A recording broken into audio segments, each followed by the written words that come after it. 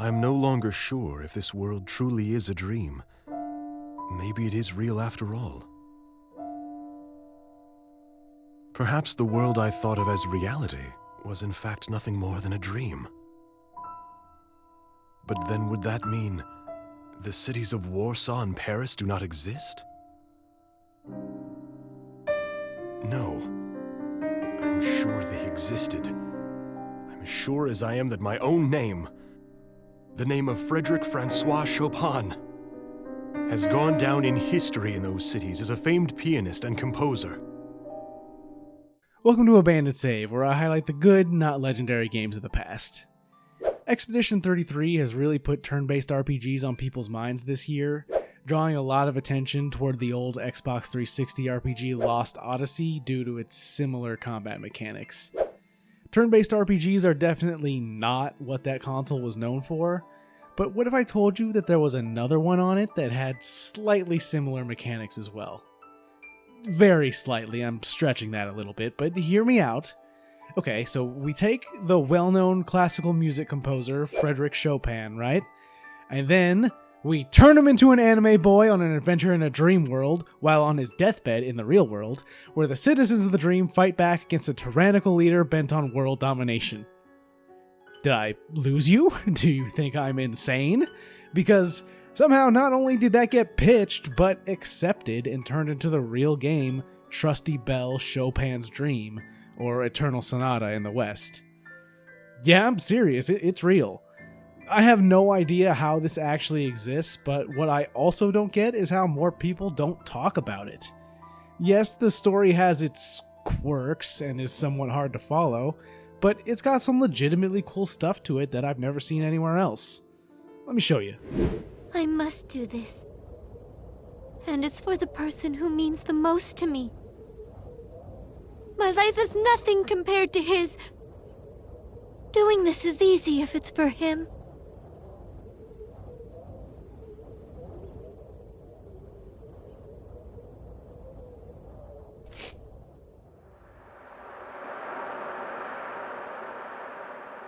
That's how this game starts. Buckle up, because if you haven't played this thing before, I guarantee you have no idea where this is going.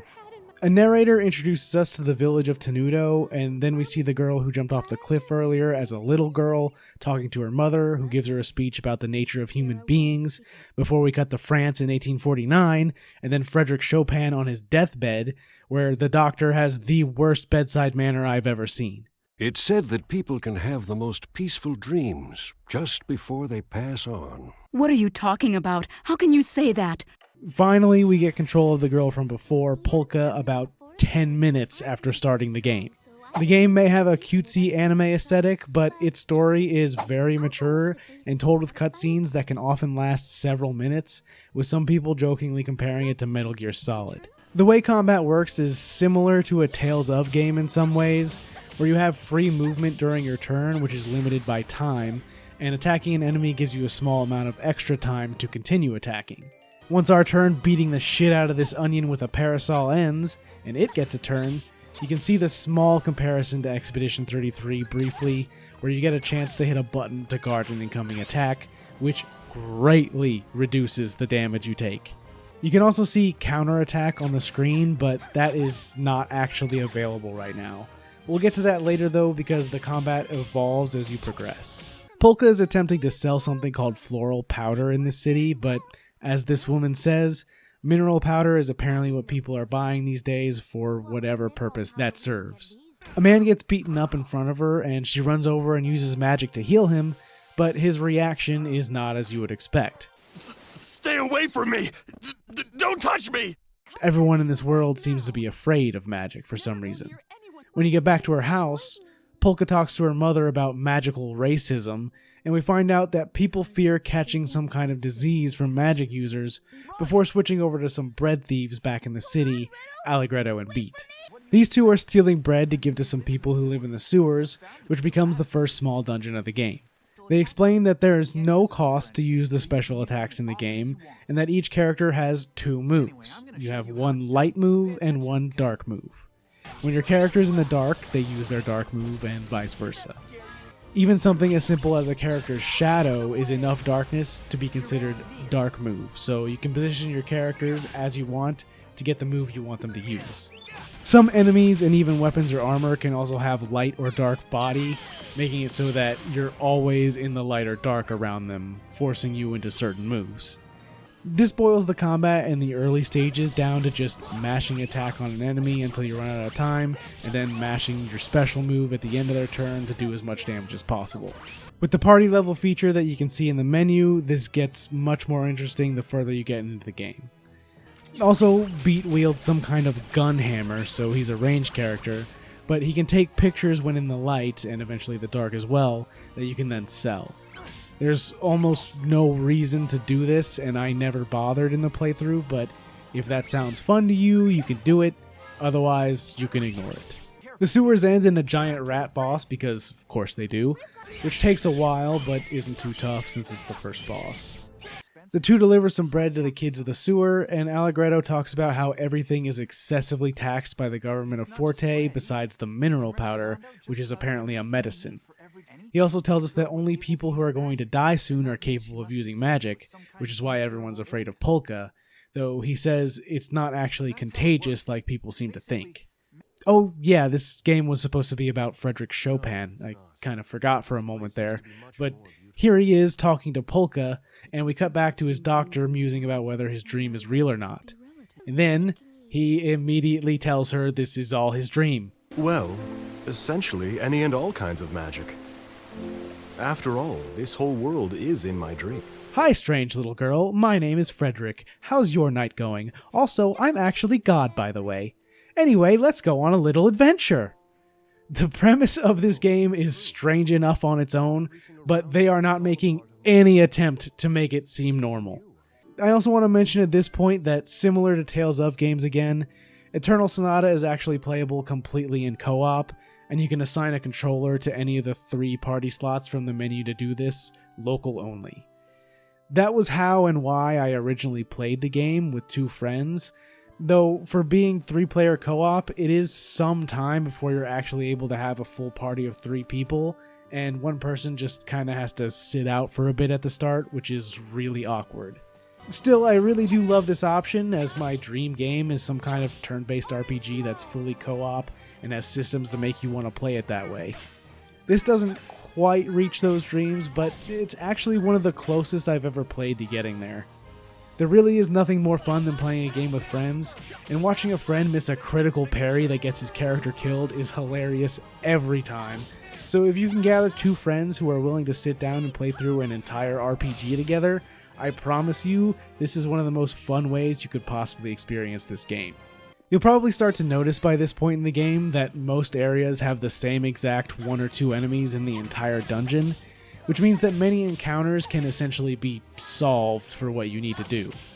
This, on top of the game being very linear, are valid criticisms, but levels and experience are actually not that important in Eternal Sonata, and you can see the enemy encounters as you walk around and choose to start fights by touching them, so you can easily avoid any combat if you want to by just walking around enemies, and I think that's actually an intentional part of the design, though I can't be certain.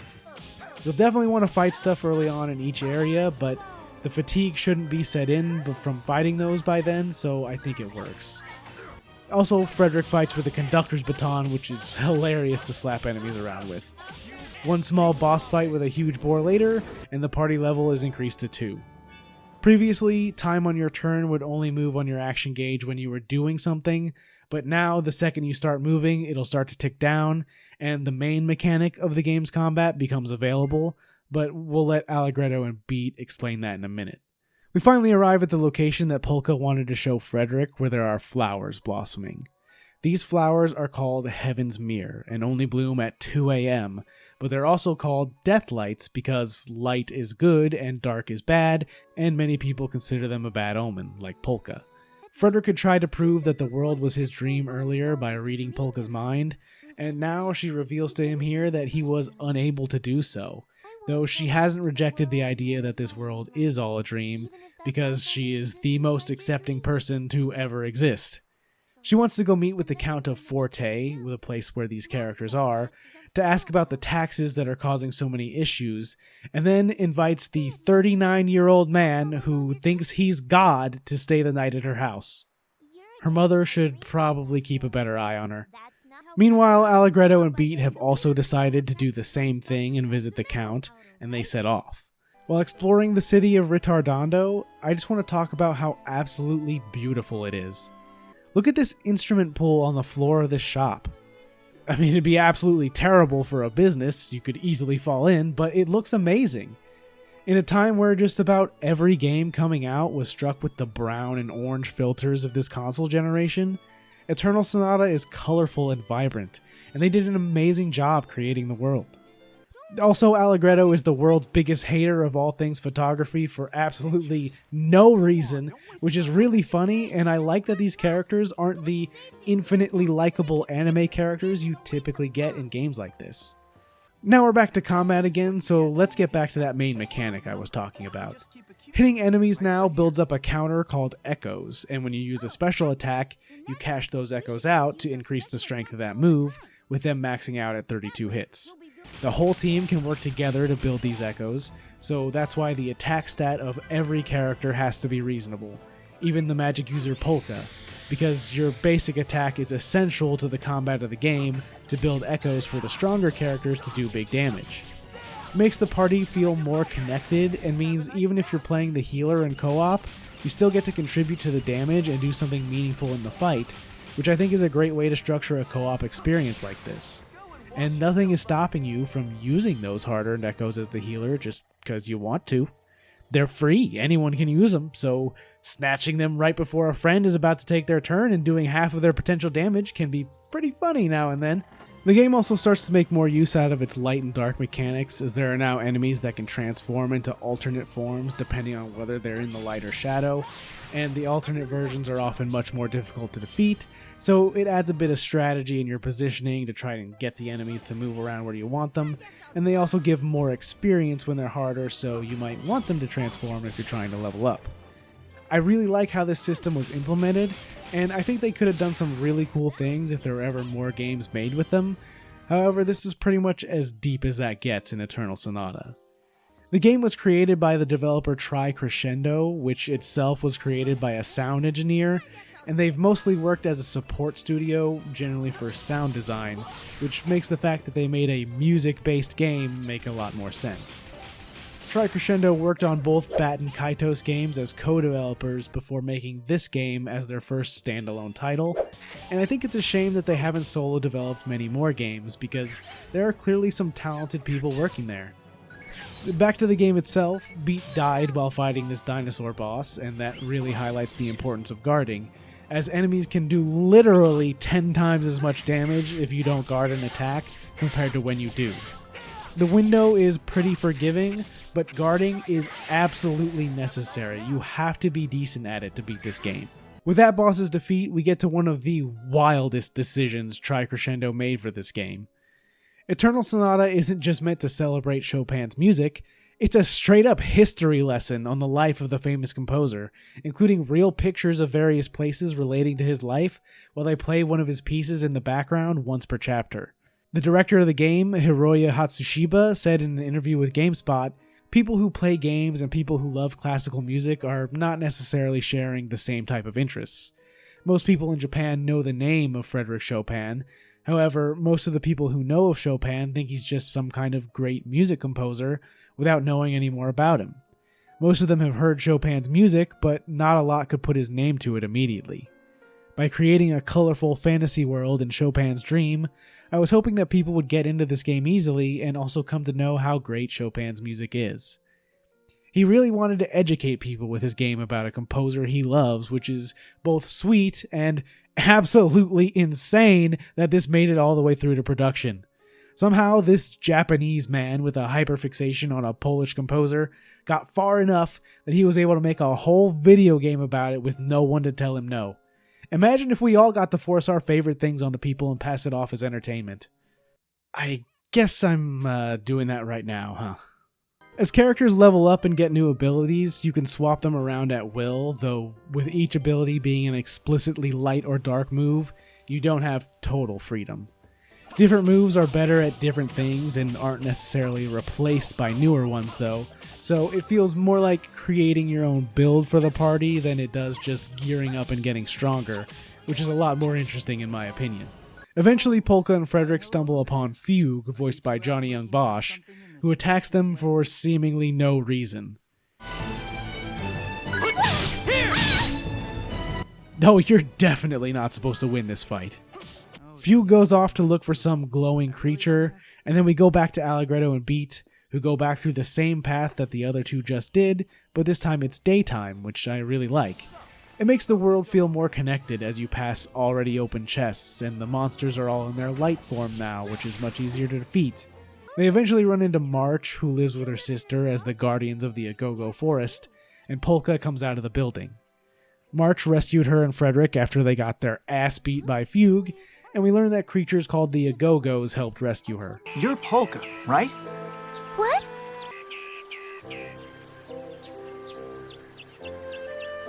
Hey, Polka! Oof, rejected. Polka gets attacked, so the three group together, and we finally have a full party, about 2.5 hours into the game.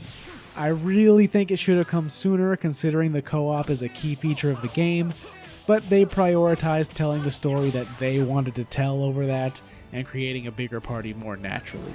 The Agogos show themselves after the battle and glow, but disappear real fast to give Allegretto another chance to hate on Beat's camera. Apparently, the mining for mineral powder is threatening the forest, so March asks the group to find her sister Salsa, who is at the capital with a similar goal, and they all decide to travel together. The party is officially formed. Now we're briefly shown Count Waltz. He reminds me of Joffrey from Game of Thrones, but his goal isn't known yet. This brings us to another history lesson on Chopin, where we learn he escaped his homeland of Poland to avoid a coming war for independence. In some ways, the story of the game reflects events of Chopin's real life, though it is telling its own story first. The group has now arrived in the Chorus Plains. If you hadn't noticed by now, absolutely every single thing in this game is named after some musical concept or instrument, and somehow it feels extremely fitting for an anime-style RPG, just like these angel goats that fight you on sight. Speaking of which, there are some goats blocking this bridge on the way forward, so obviously we need to feed them something to get them to move. Well, we are in a huge field, so maybe we'll just grab some grass for them. Or we can just feed them some paper we found on the ground. Yeah, that makes total sense. There's a woman in danger just beyond it, an archer named Viola that immediately joins the party for the fight, and wow, does she do some damage. Even in melee, she packs a serious punch. Oh my god, she has 12 higher attack than even Allegretto does. I'll talk more about Viola later, but first we learn that these monsters are the result of the mineral powder. It turns out, if you take it for too long, you turn into a monster, which is why it's the only thing that's not being taxed. The Count is turning his own people into monsters for some unknown reason. We stop at Viola's house and meet her little pet Arco, where the group discusses what Count Waltz could be up to by peddling the mineral powder, and Viola decides to join the group to help stop him. As soon as I figure out how to get out of her house, how was I supposed to know that was an exit anyway?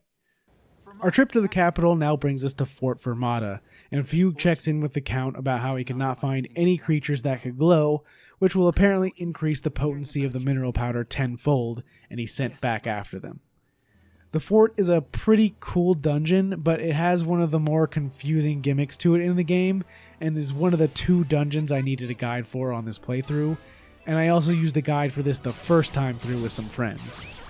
There are buttons that can move some rooms throughout the dungeon, and you need to get them into some specific places in order to get out, but it's really tough to figure out on your own since you can't see the whole dungeon at once to figure out how things are moving, and enemies can be easily avoided, but they infinitely respawn, so they eventually become really annoying. If you play this game and you can make it through Fort Fermata, I promise this is the low point in the game, and you'll be able to enjoy yourself the rest of the way through. The rest of the dungeons are not filled with obtuse puzzles like this, and in fact, most of them don't even have puzzles at all. While running around here, Viola leveled up to 15 and got Heal Arrow as well, so I want to talk about her. It's understandable that for their first solo developed RPG, there may have been a few strange balance decisions. But once Viola gets Heal Arrow, she officially becomes the healer.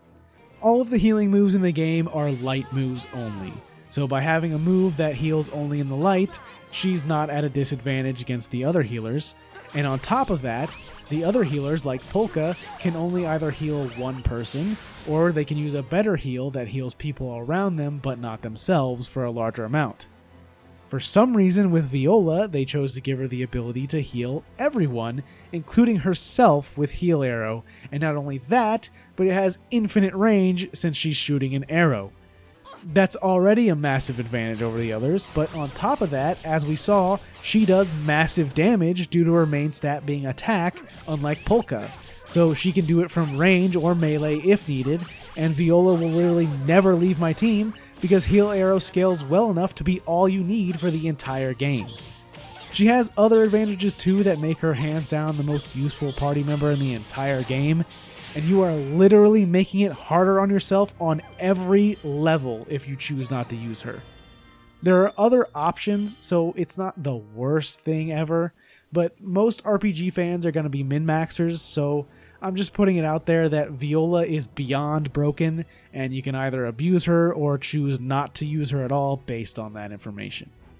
Defeating the boss of the fort unlocks party level 3 that allows characters to equip a total of 4 moves, and you can use an alternate move by holding down the special move button instead of pressing it. This sounds more interesting than it is though, because it takes significant time for it to register that you're holding the button, so you can really only use it as an alternate for heals or something. Then we get a quick look at some other characters who are trying to rescue the Guardian of the Forest from Forte, and they also know that Forte is after the glowing Agogos.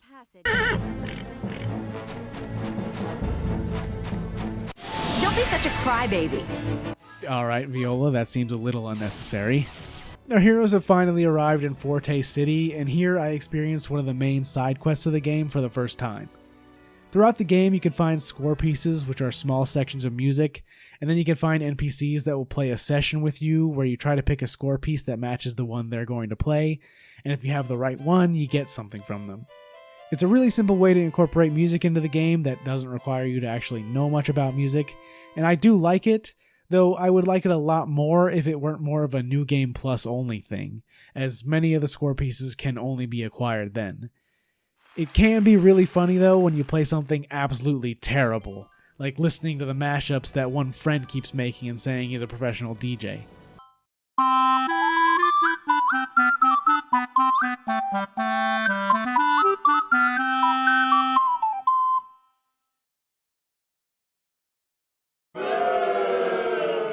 Time to head off to the castle, and for some reason someone is here waiting for us. Oh, you'll see him all right. From your cell. Oh, you're just gonna bitch slap a kid like that. Alright, well, we can throw hands. And our reward is a trip to the dungeons. At least we finally found Salsa, who is a real firecracker of a kid. Allegretto is no stranger to crime, so he goes ahead and unlocks the door, making sure that Polka doesn't know why he has these skills. Anyway, let's get out. His name is Slur? How could you say that so proudly? I wonder why he's locked up. The group escapes through a convenient hole in the wall, and on the other side of a small dungeon, we run into the group we saw earlier, Andantino. These guys are a group of rebels, and were the reason we were arrested. The bad guys thought our group was them, and Salsa was thrown in jail because she's one of the Guardians of the Forest, and Forte knows the Agogos are there. Andantino was planning to rescue her, so they decided to just leave with us, and for some reason this character Claves looks a bit familiar to me. I can't quite put my finger on it. Oh, also, Salsa is a playable character, and a strong DPS at that, with 2 rings that she hits people with. Who would have guessed? On the way out to Viola's house to regroup, they stop on this huge bridge to talk about Forte's plan, and the guy from before, Tuba, tries to stop us. I really wouldn't trust this bridge enough to have a fight on it, especially with this guy slamming his giant ass into it and shooting out flames, but what do I know? We've beat him up before, so it's no issue to do it again, even though the game made me use beat for the first time since I got the chance not to, and Tuba goes in for one last butt slam to destroy the bridge. Cut to a few days ahead, and the group has been split up. Allegretto and Viola are with Andantino, and it just hit me.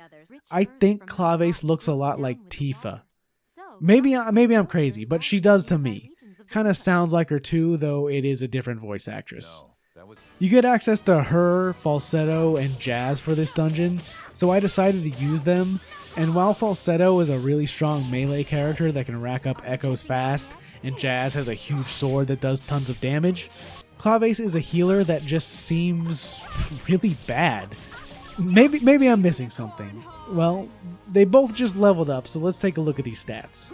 Okay, falsetto has a total of about 378 stat points. What about Claves? 288. At the same level. Alright, no, she actually just sucks. Even her unicorn horn heal move is really difficult to use because it has a tiny range. They were not cooking with Pink Tifa, and I went back to Viola after I got tired of dealing with her shit.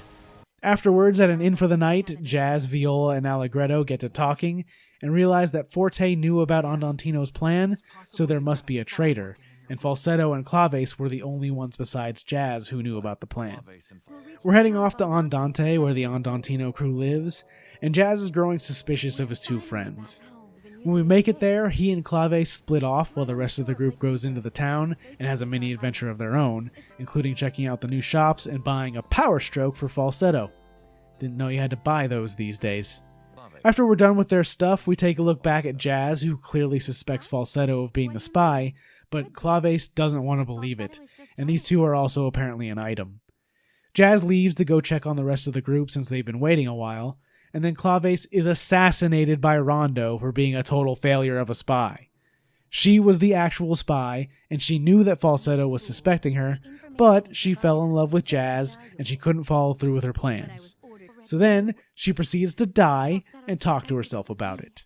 For over 5 actual minutes of cutscene. Oh my god, just die!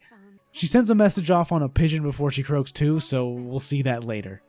After that episode of General Hospital, we switch back over to Beat, Polka, Frederick, and Salsa, who are safe on a ship captained by this man named Crescendo from Baroque.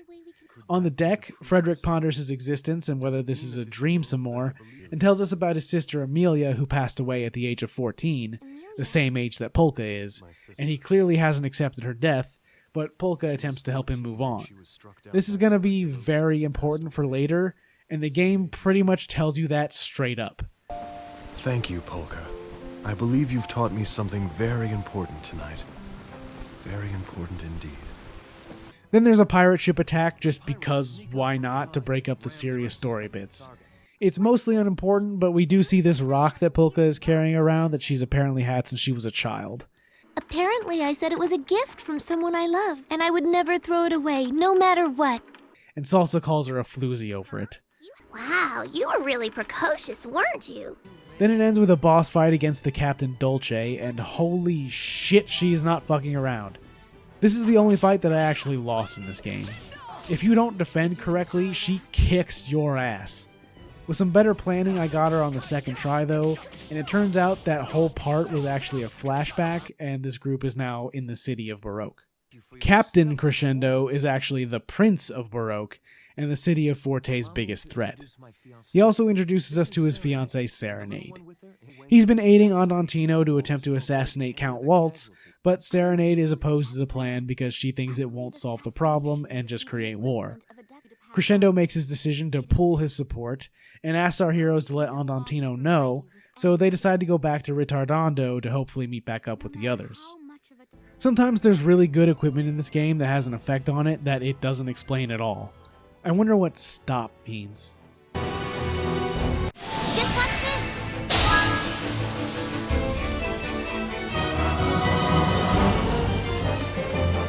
Oh. Alright, well, probably could have guessed that. Once you get a good ways up the mountain on the way to Retardando, we go back to a scene of Waltz talking to Rondo, and they just casually reveal that Serenade is also a Forte spy. I think that was the lamest way possible to learn about that, especially with something else that happens later. The group pops out of the mountain back in Agogo Forest, where they see glowing Agogos all around Polka, and Fugue makes his return. But this time, we have a 6-year-old with a pirate hat and 2 ring things, so he stands no chance. He actually is a pretty strong boss who will move around and hit people in the back where you don't get a chance to defend, but we take him out all the same, and the game isn't going to address it, but the team kills him here. Fugue is dead. Somehow, that's not traumatic at all for the literal children, because they don't bring it up at all. We also unlock Party Level 4, which finally allows you to counterattack when the Guard Defend does a special animation, and you can also chain into your character's second special attack as long as you use it with at least 24 echoes built up, which opens the door for way more damaging turns than ever. With that, a bird appears in the window at Baroque Castle, and this would have been a way better way to learn that Serenade is a spy. It's such a cool moment that was totally swept from under its feet by the casual reveal earlier. Everyone then meets up in Retardando, and Jazz has gone off to Baroque to talk to Crescendo. Falsetto has also been missing ever since Claves was found dead. Everyone is going to head off to Baroque to meet up with Jazz, and Allegretto goes to get Polka, who's gone back to her hometown, while the rest of the group deals with a nonsense dungeon in the Church of Retardando. Before he goes, Allegretto finds a weird-looking rock on the beach and decides to pick it up because, what is he, not going to keep the weird-looking rock? We all did that as kids, don't hide it. Meanwhile, Forte has realized that Polka is the key to the glowing Agogos, as they only appear near her, which the main group somehow has not figured out yet, and Rondo is sent to retrieve her. When Allegretto catches up to her, he decides to spit some game, and by that, I mean pretend he's a great philosopher. Well, yeah. In a way, every single light back then was much more innocent. Nowadays, if you see anything glowing out there, it's usually just the fires of mistrust, burning brightly inside people's hearts. This is some real 15-year-old Riz right here. Polka makes a weird joke about jumping off the cliff, then decides to throw her special rock into the sea instead, so Allegretto gives her the one he found earlier. And it looks exactly the same as her special rock that she had as a kid from the person she loves the most. Very interesting. That ends the chapter, so we get the usual Chopin history lesson, where for some reason they decided to teach us about Chopin's unrequited love story from before he left Poland. Imagine dying and then almost 150 years after your death, someone decided to make a piece of media about your life and tell everyone that sees it about how you got rejected. Chopin must have been rolling over in his grave. Back in Baroque, Jazz has been unable to convince Crescendo to make a move on Forte, and the main crew have all been waiting around while he tries. Crescendo has made up his mind, though, not to attack Forte, even though he knows Serenade is a spy. The men in this game really can't get over their traitorous women. Viola is also crushing on Jazz, apparently, which comes completely out of nowhere, and I have no idea why they even included it. We finally have access to the entire cast of characters now, other than Falsetto, and they all decide to go visit the local temple to waste some time since they don't yet know Crescendo's decision. This is a super short level, and at the top we run into Rondo, and Falsetto makes her reappearance behind her, wanting to get vengeance for Claves. Too bad for Rondo, she wasn't prepared to get Harmony chained, and our merry crew of mostly children pick up their second kill.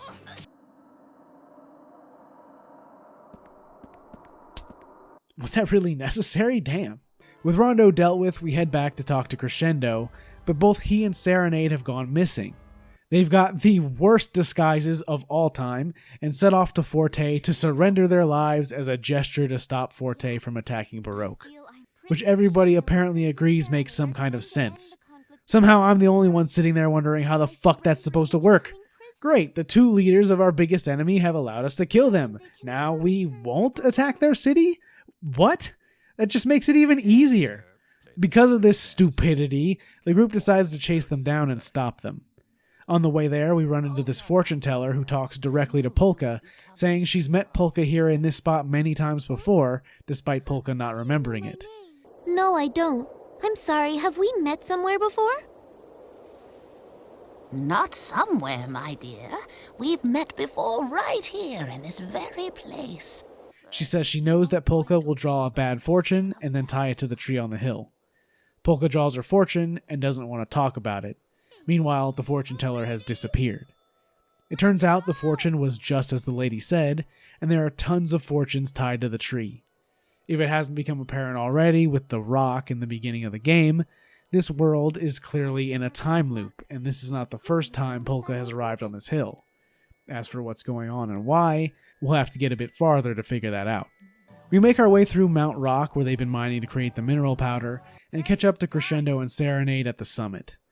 Both of these idiots want to sacrifice themselves in order to save the other, like some sort of messed up Romeo and Juliet. And as they talk about it, Count Waltz arrives with an army of dragons created from forcing people to use mineral powder. Crescendo surrenders, asking for no harm to the others, and Serenade pleads her case, but the only one Waltz is interested in is Polka, saying they will leave if she hands herself over. Polka decides that Count Joffrey is clearly the most trustworthy person here and walks over to them while Allegretto protests, and Waltz and Legato confirm that Polka causes the Agogos to glow and that it makes the mineral powder stronger.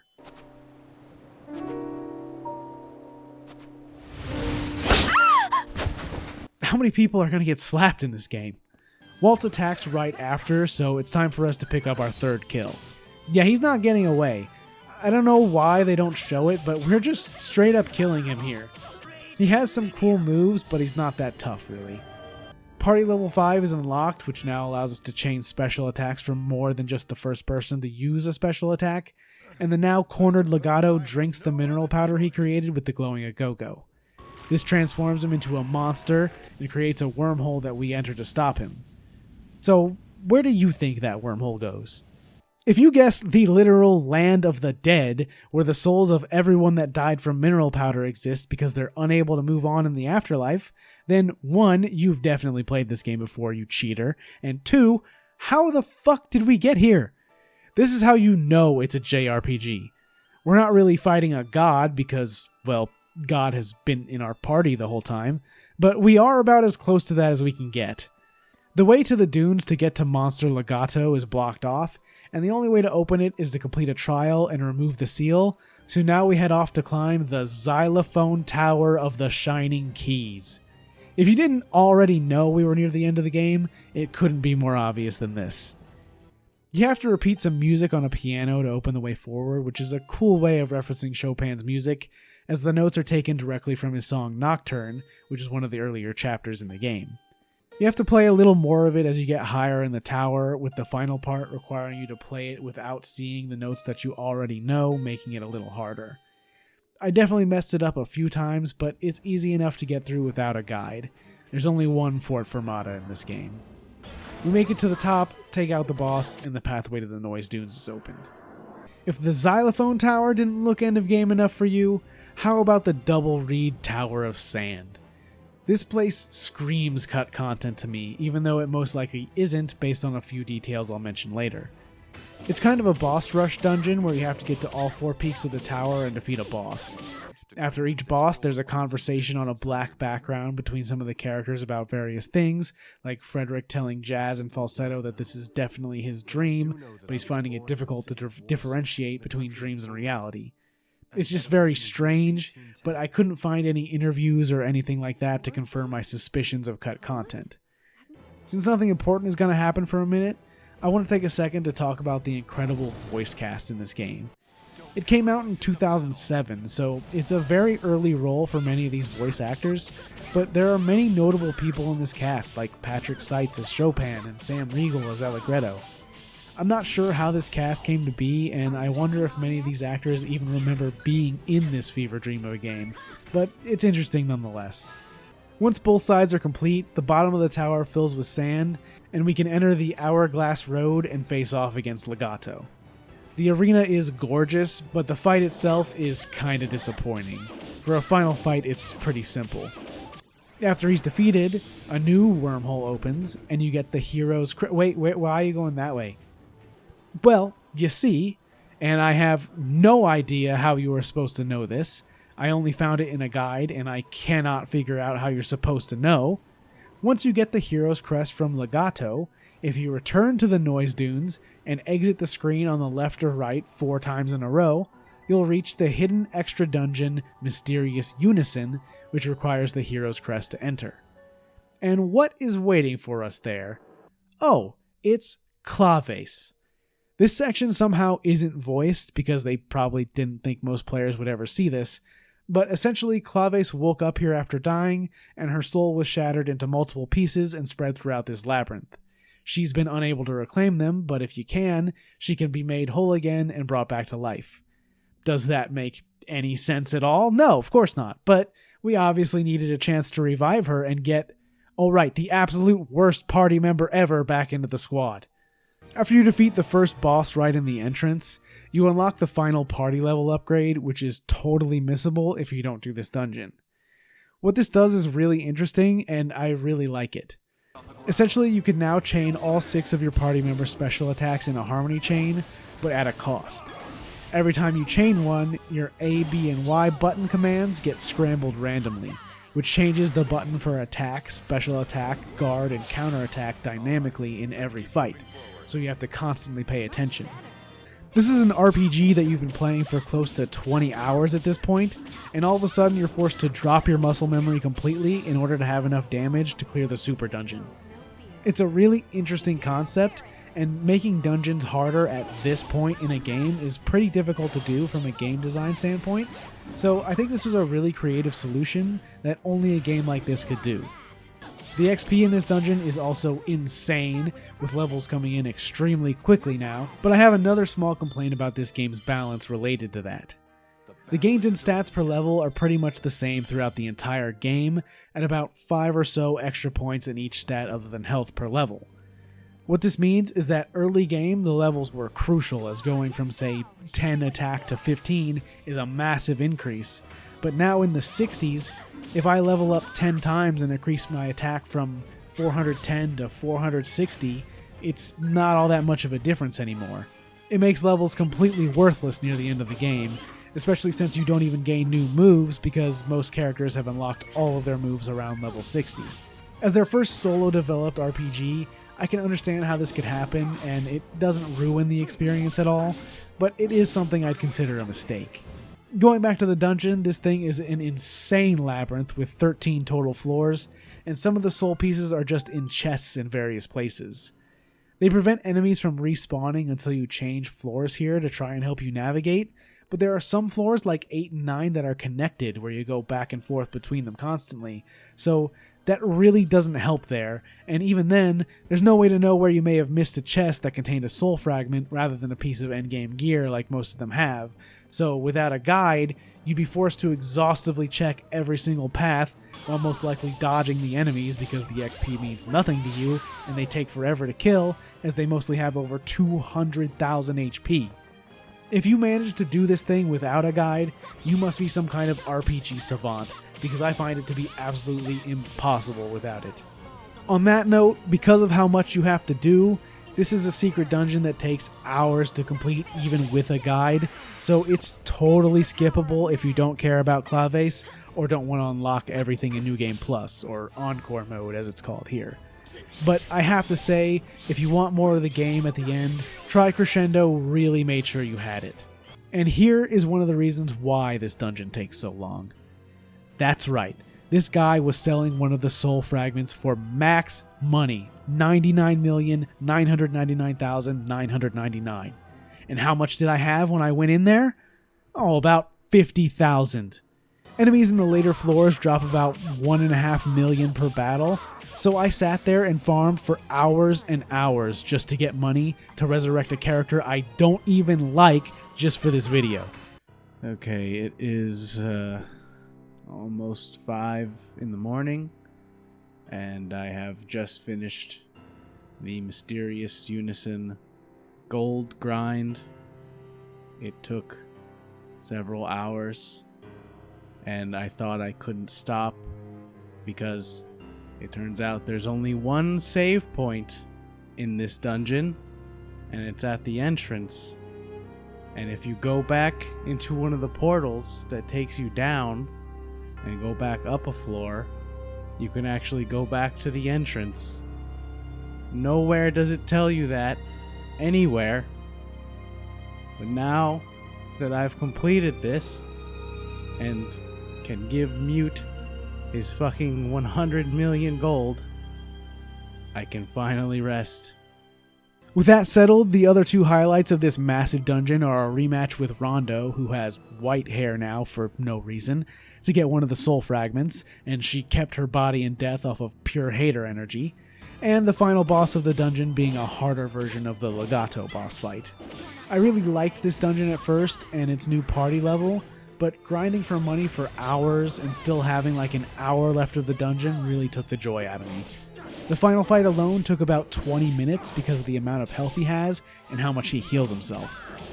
This thing is for absolute diehards only.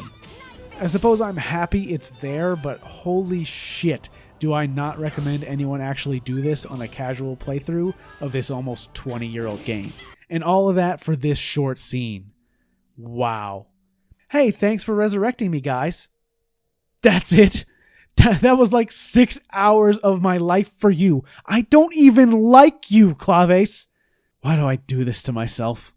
Well, now that her stupid ass is alive, we can walk all the way back to that wormhole from earlier to get to the end of the game. We've been teleported to the ruined Tenuto village, and Frederick really needs a Snickers. He's challenged the party, believing that he has to prove to them that the world is in fact a dream. But my party did not include him and was forged in the fires of hell called Mysterious Unison, so he stands no chance. He does have one move that is really cool though. Applaudissements Sonic!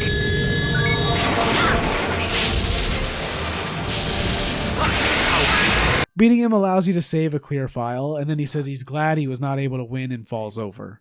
And now, at the end of this world, Polka knows what she must do. Polka has to sacrifice herself in order for the world to be reset and start the cycle again, undoing the damage to the world caused by the monster Legato.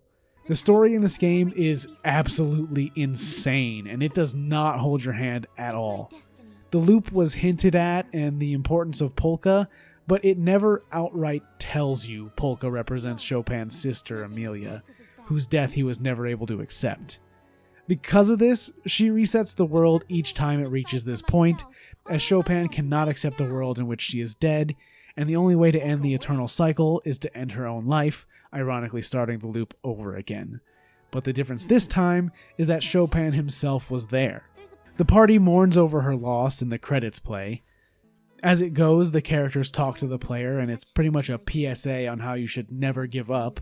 They may have felt they needed to include that with the way the game ends. And then after the credits, Polka returns to her mother as a child. But Chopin has finally come to terms with his sister's death just as he reaches his own. 2 a.m., the time the Heaven's Mirror flower blooms. Polka is then returned to the friends she just left and restores life to the world. Chopin's ghost gets up and plays us a final piece called Heaven's Mirror in a field of them, and the final credits roll. I'd be remiss if I didn't also mention the weird animation that happens afterwards with a snail and a caterpillar talking about the shape of life for no apparent reason.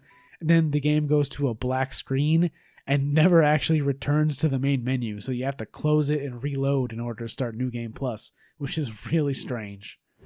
So, what the fuck? Was that even a happy ending? Chopin was able to get over the death of his sister and the dream world was saved, but it was also on his deathbed, so since it was his dream, does that mean that they all disappear anyway? I have no idea, and there is no definitive answer, so you'll have to decide that one for yourself. I described this game as a musical fever dream, and aside from there not being any actual singing in it, I feel like there's no better description of what this game provides. The story is very dramatic and doesn't hold your hand, which is probably not at all what you're expecting when you see the box art, but somehow I love it for that. I wouldn't say this story was amazing or a must-play unless you're a huge fan of Chopin and want to learn more about his life, but the gameplay is truly unique, and despite a few balance issues, I really love it and wish there were more games like it out there. If you really loved the story and you want to experience a slightly different version, there's also a manga adaptation of the game that has some significant differences.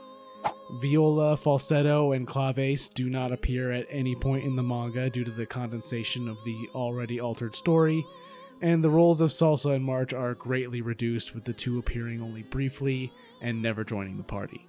Another thing I want to mention is that if you watch this video and it doesn't line up with your memories of the game, you may have played the PS3 version. It was released a year later on that console with a different name in most regions, though here it's still just called Eternal Sonata, and it featured many changes over the original Xbox 360 version. Many things were rebalanced to make the game much harder for some reason, including nerfing the ever-loving shit out of Viola and her heal arrow to actually force you to use the healers, and several scenes were added, including one dungeon in the main story where you can play as Crescendo and Serenade, and a second optional dungeon for Encore mode, which is much harder than the first playthrough in both versions of the game. Crescendo and Serenade also become playable at the end of the game after Mount Rock, and they're some of the best characters in the game. Not to mention story changes like rewrites to make it much easier to follow, and things like Fugue surviving his second battle with the party, only to get literally eaten by the Agogo Queen Mother, which was added to that version. The PS3 version is without a doubt the definitive version of the game, but unlike Xbox, you can't get that version digitally, so if you have a PS3, the only way you can play it is with an actual disc. Luckily, it's not too expensive to get your hands on if that's what you want to do. Eternal Sonata is a bizarre, almost museum-like creation for the life of Chopin, so much so that they worked with the Frederick Chopin Society to ensure historical accuracy for the game. Stephanie Fernandez of Namco Bandai said, "Communicating with the Frederick Chopin Society provided us with a resource for double-checking our facts related to Chopin as a historical figure and his music. We sent them a copy of all the text we were going to include in the game that related to Chopin. They reviewed everything and pointed out any information that was erroneous or misleading. So, of course, we made any changes they requested or suggested until all of our text met with their approval. We wanted our facts to be as historically accurate as possible without diverting too much from the text as it was originally written. We also sent them a list of all the piano pieces we would be using, and they let us know what the preferred translation was for the title of each piece. As you can imagine, we were very grateful to get help like that from such a knowledgeable source." It's hard to imagine a historical society carefully checking a massive RPG script for historical errors, but I'm sure they felt the love Crescendo had for the composer and were happy to share everything they could to help the game teach others. Crescendo is still around, and I'm holding out hope they try something like this again one day, as I really like what they were able to put together, and I feel like even a remaster of the PS3 version would be worth a visit if Bandai Namco ever felt like doing something a bit different. This is a game that I'll always remember, and as someone that's not a huge fan of classical music, I'll never forget the life and music of Chopin because of this game. So, in some ways, director Hatsushiba got exactly what he wanted, at least in some small part. If you remember this game and liked it as much as I did, let me know in the comments and subscribe so you don't miss the next video like this. Until then, I'm Abandoned Save, and I'll see you in the next one.